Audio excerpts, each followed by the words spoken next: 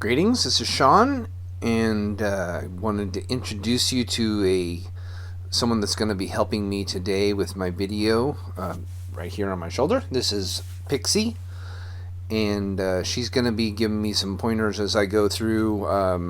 The reason I'm doing this is just for fun. I had a bunch of issues with recording this video that I'm about to show you.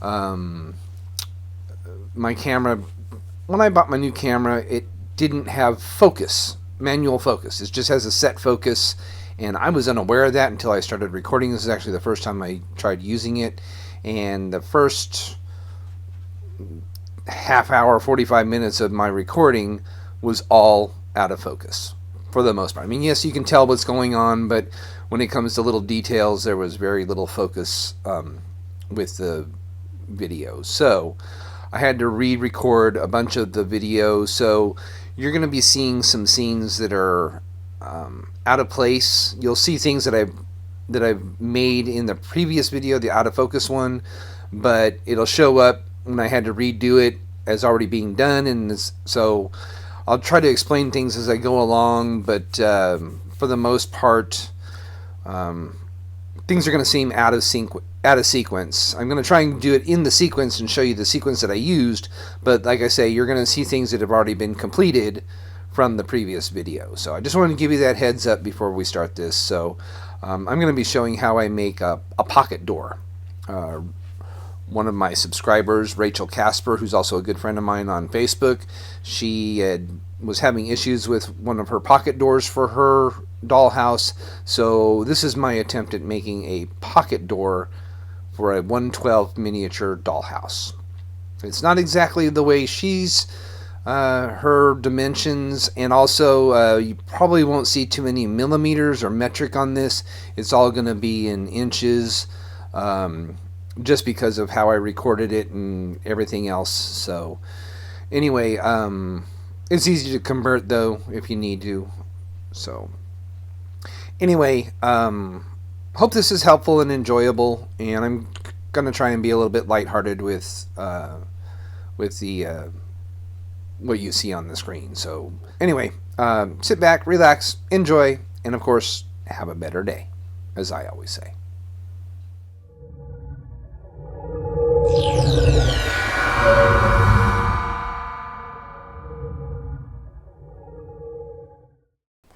Welcome back, and this is a piece of foam core here that I'm going to be using for the door, and yeah, I know it's out of focus. I've told everybody that it was out of focus. What should we do about it? Again? Okay. Anyway, that was a piece of foam core that I was using for a door, and it's 6 inches tall and 3 inches wide. And thank you. Glad you liked that, Pixie. Thank you. Anyway, there's a couple of large seed beads that I'm using, along with a bead pin that's kind of easily bendable. And those are the only size seed beads that I had. If I had some smaller ones, everything that you'd see from this point on would be different as far as measurements are concerned, but those are the only sizes I had available at the moment.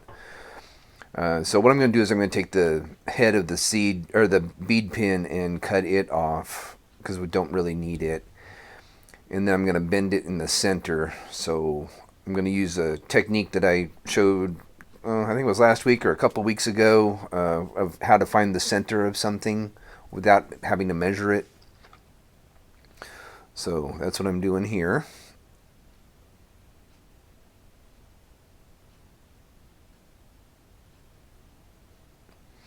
And if you had a T-pin, which I don't, but if you had a T-pin, you could really bypass a lot of this, because a T-pin would work. It would just have to have a pretty wide, crossbar, and real narrow to be able to fit into the beads that you'd use. So here I'm very difficultly trying to bend that in half, and it keeps wanting to twist on me with those pliers, because those pliers don't have any teeth.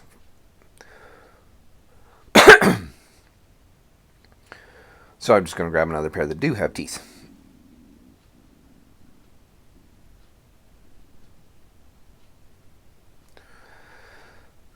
Now I'm going to use the flat nose to kind of hold the wire, and then I'll use the other needle nose to bend the wire to where it forms a T shape. You'll see here in a second.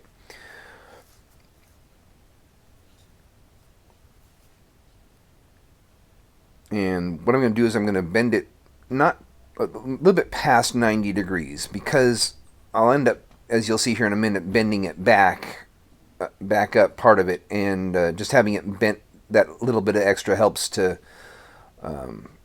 when I bend it back, you'll see what I'm talking about here in a second. So now I'm going to put the seed bead on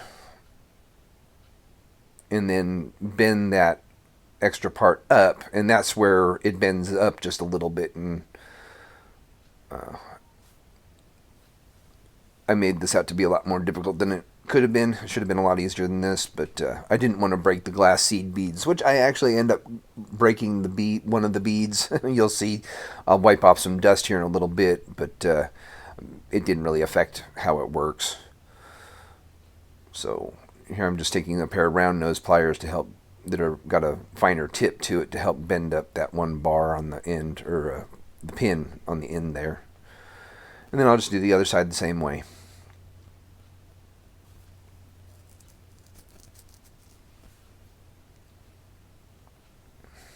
And what this is that I'm doing is I'm creating the rollers that'll go on top of the door for the pocket door.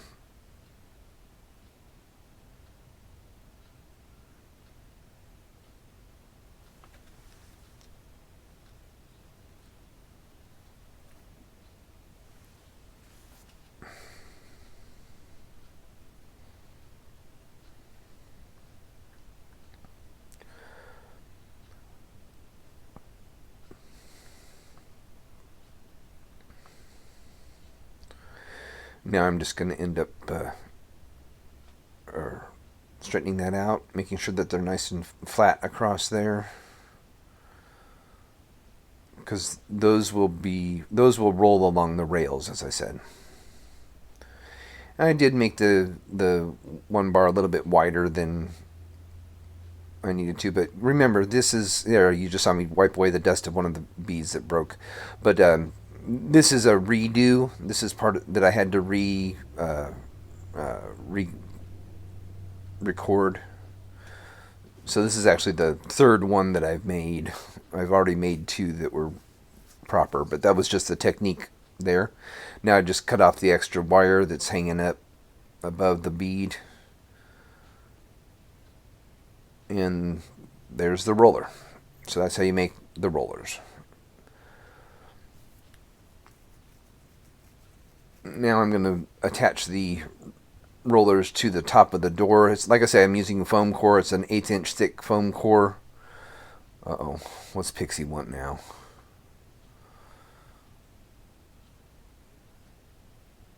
Well, I need to glue these to the top of the door. Oh, yeah, you're right. CA glue does melt foam, so what should I do instead? JB Weld? Oh, that's a good idea. I'll do JB Weld. Alright, yeah, that works much better. See, CA glue has a solvent in it that melts foam, so it doesn't glue very well. So this is actually my second attempt gluing these in. So, and I've just got some quick set JB Weld that you obviously see mixed there in the center, and I'm just sticking those down inside of it. I actually put the JB Weld down into the glue, into the holes that were created before. And anyway, so now what I'm doing is I'm taking a Coke can and I'm cutting the top and bottom off of it. This is going to be to make the rails that those rollers go along, and I'm just cutting that very as straight as possible. And as you can see there, when you stretch out a Coke can, it's 1, 2, 3, 4, 5, 6, 7, about 8 inches, a little bit more than 8 inches long, and it's about 4 inches wide. But I don't need 4 inches, as you'll see here in a second. So I'm just going to cut the sharp edges off, or the ragged edges off the sides real quick.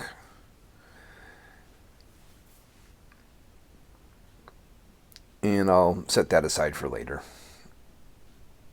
Oh yeah, you take the Coke can and turn it and wrap it the opposite way that it was rolled.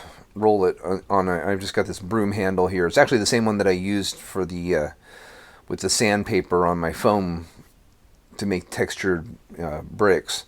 Anyway, that will help to keep it a little bit straighter and keep it from rolling up so much. So now what I'm going to do is I've got a plan. I'm planning out the how the rail is going to be shaped, that the rollers will roll along. And so what you see there on the left-hand side is actually a piece of dry erase board that I had bought for something else, and that's just a piece of it that was left over after cutting it. And on the other side is a chalkboard, believe it or not. And anyway, take a dry erase marker, and what I'm going to do is I'm going to draw out basically one of the rollers to get some measurements of how big I need the rails to be. Those are representing the two beads there.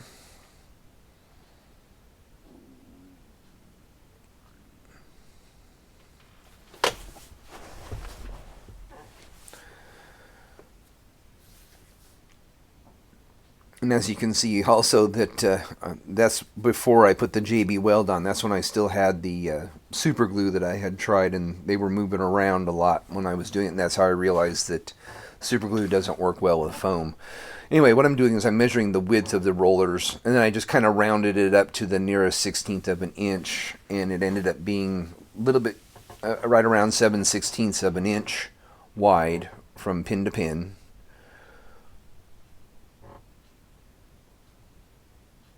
And then what I'm measuring is from the top of the wire there to the bottom of the bead, so I know how tall to make it, and I round it up a little bit to the nearest 1/16 of an inch as well.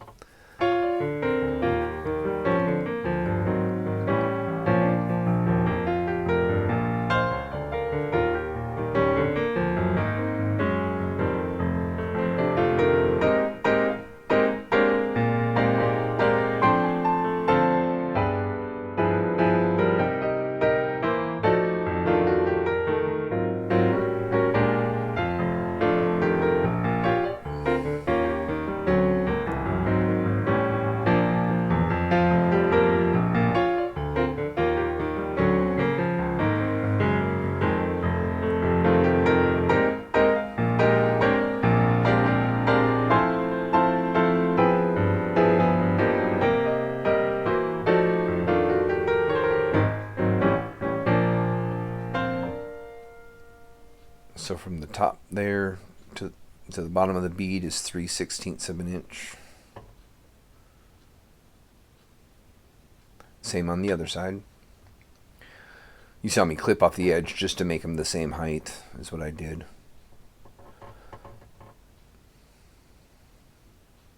Now I'm measuring from the inside of the bead to the outside of the roller, outside of the pin.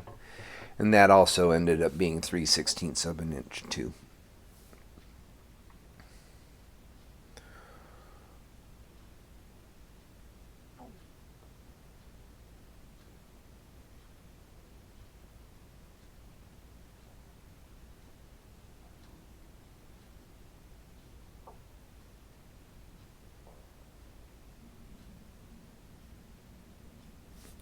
And so now what I'm going to do is I'm going to add up all those dimensions, and I got 7/16 plus 4 times 3/16. 1, 2, for that 3/16. And then I realized that there's 2 more 3/16, so I just made it times 4. 2, 3, 4. So now it's a 12/16 plus 7/16 equals 19/16, which equals 1 3/16. So that's how wide I need to make the piece of metal. However, something I didn't think about, and I'm adding it here now, is there needs to be a little bit that comes up on the inside of that bead that I'm showing there with the red arrow, just to keep it from moving around. So I'm adding an extra 1/16 of an inch on both sides to accommodate for that little rail holding that bead like that. You'll see what I mean. You'll see a picture of it, a close-up later.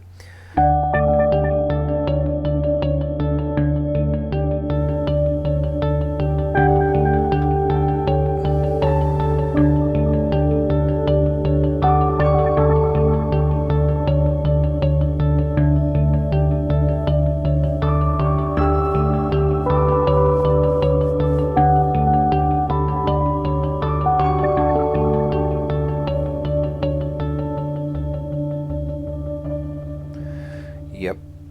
So the next part's in black and white, and I've sped this up because basically what I'm doing is I'm taking those measurements, the 3/16 and the 7/6 or the 7/16 and all that, and I'm cutting right now. I'm cutting a piece that's 1 and 5/16 wide, and then what I'm going to do is I'm just going to measure and score a line for each of those measurements to fold that. The metal to make the rails. You'll see. Of course, something else that I didn't realize happened was I ran out of drive space when I was recording this, and I didn't get the whole process of this recorded. And so I'll go back here in a minute and kind of explain what I did from the point where it cuts off. So anyway, what I'm doing right now, like I said, is I'm measuring out the 1/16 of an inch for the inside of the rail, and then the 2 sections of 3/16 to make a square that goes around the rollers. And I'm just making sure that I have enough. I need 6 inches, and so I'm just cutting off the extra 2 inches of the Coke can, basically, is what I just did right there. And now what I'm basically doing is bending. I'm using a embossing tool kind of to score along that, just to give me a good sharp edge, and then I'm hitting it up against the side of my ruler with a little hammer to make it bend to an angle. And of course I do it on the other side as well.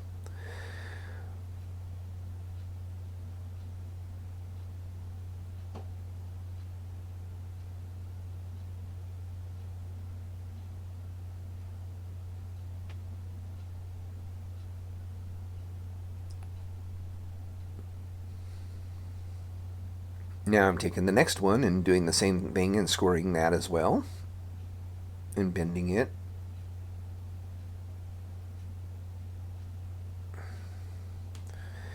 And this is just about the point where it cut out. And what I end up doing is, after I get these bent to a certain point, I found that since I had 2 of them that were 3/16 of an inch wide, I took a piece of square dowel that was 3/16 of an inch by 3/16 of an inch, which you see right there, and I ended up putting those on the metal and using those to form the channels, basically, of the rail. So that I'm showing there that is 3/16 of an inch square. And so basically what I did was like I said, I put that and wrapped the metal around that square dowel, and then I took my hammer, as you'll see here in a second,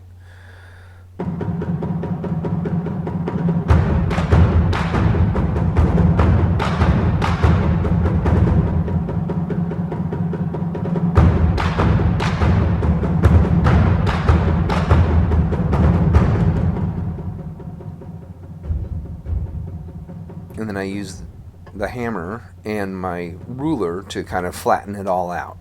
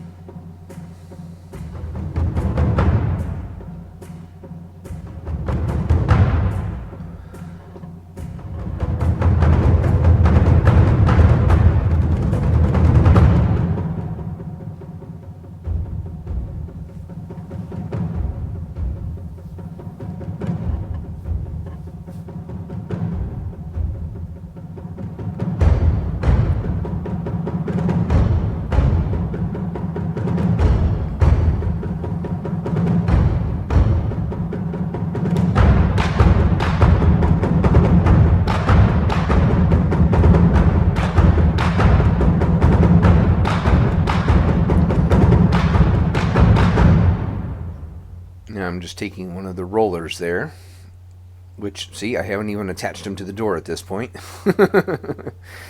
And just to make sure that it fit in there and it rolled along it easily, which it did. I just needed to once I get it all glued together, I have to go back and reshape the rail.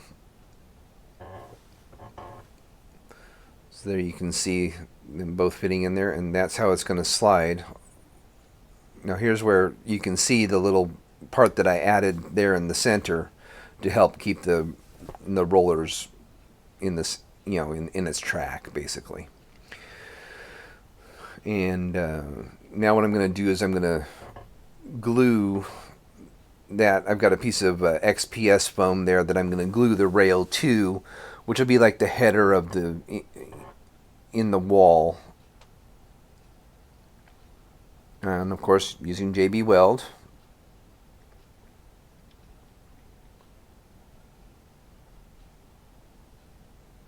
I actually tried using tacky glue for this, and it did not glue. It did not stay glued. So if you're trying to glue metal to XPS foam or any kind of foam, do not use tacky glue. It does not work very well. I let it sit for almost 3 hours, and it still didn't stay glued together. So anyway, now I'm just going to clamp that onto there and let that dry. It's a quick set, so it only took about 5-10 minutes for it to dry. Or cure.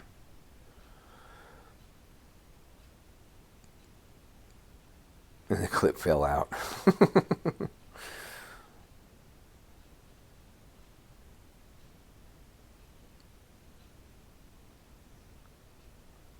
Okay, and something I didn't show on camera, I cut a couple pieces of foam to represent the wall, but I didn't have very much of it, so it doesn't go all the way across for the door. There should be another couple inches or so on the other side of the cut part there.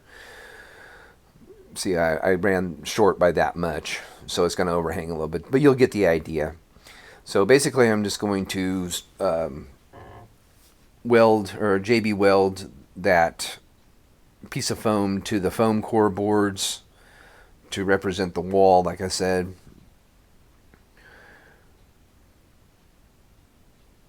And then you'll see up in the top left-hand corner, there's another little piece of foam that I cut off of that, and that will act as a spacer down at the bottom that I'll put on here in a little bit as well, just to keep the walls from collapsing in on themselves. And I didn't need to go all the way to the end, but I did. I'm surprised Pixie didn't catch me on that one.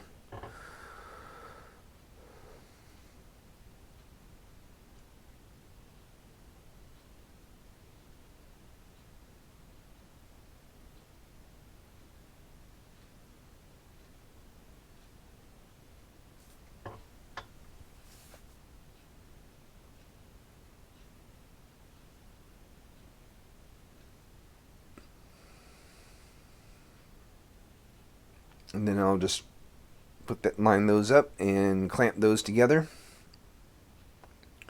until they cure.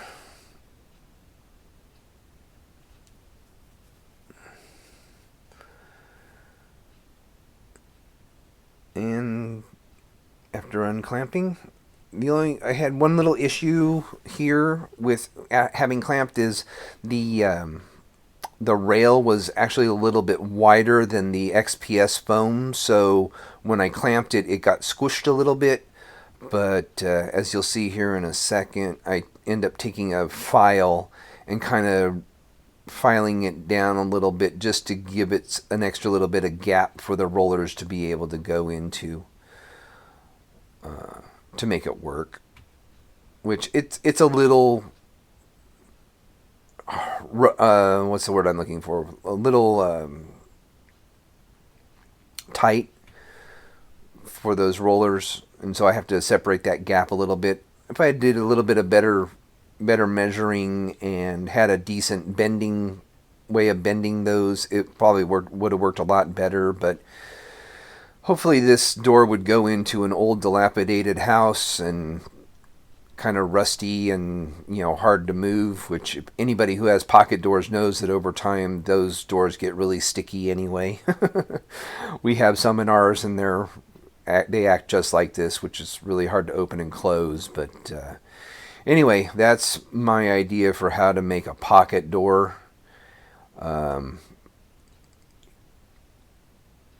This was fun to come up with. I had actually been thinking about this, and then when I heard Rachel mention that she was having issues trying to figure out how to do a pocket door, I thought, oh, this gives me an excuse to try out my ideas. So anyway, here you can see me taking the file and kind of rubbing it through that channel there in the center just to help bend it a little bit more and give it a little bit extra gap for those rollers to go through. So anyway, hope you found this helpful, Rachel. Let me know what you think. Let me know if you try this. Love to see some pictures or whatnot if you can. Once you do try this, pocket doors really need to be built when you are building the walls. It's very difficult to put in pocket doors if you already have walls put up. You may need to cut out a wall in order to do this. Anyway, that's it for this one. Let me know what you think in the comments below, and as always, have a better day.